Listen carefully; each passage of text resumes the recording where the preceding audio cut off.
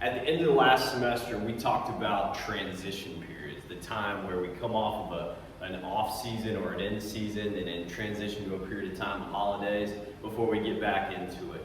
Today we're talking consistency.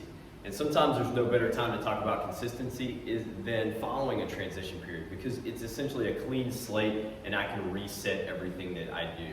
Now, consistency exists in a lot of areas of our life. It could be from basic science like metabolism, it could be sleep-wake cycles, we've talked about that in excess, but also about consistency around how I prepare for a practice, how I prepare for a training session, how I go about my days of when I'm hot and when I'm chill. Okay, so consistency follows us along in everything that we do, and consistency is so important for high performance.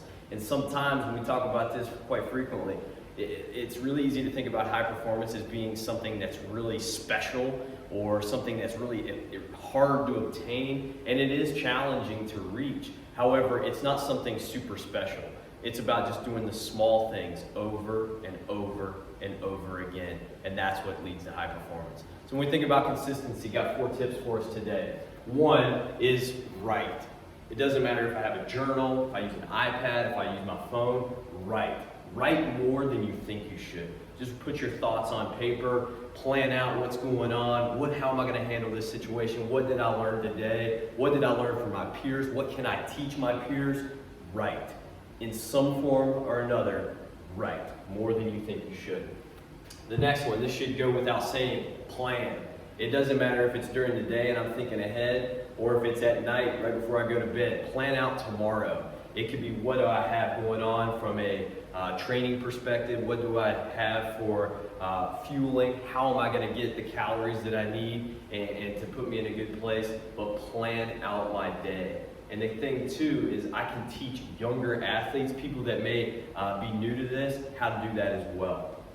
That'll go into our next one, is to create an accountability group. We have team members everywhere. It doesn't matter if our team is big, our position's big, or our position group is really small, or if our team is small. Find accountability partners and then work with one another to maintain consistency. And then the last one, really unique to us here at Penn State, we have the ability to have Whoop. Whoop, it gives us really neat biofeedback on how our body's responding to one day to the next. So use our technology that's given to us. Okay, so in a nutshell, consistency, just doing things similar day in and day out, can really be low-hanging fruit for us to chase high performance. If we can think about small things, none of these cost anything for us.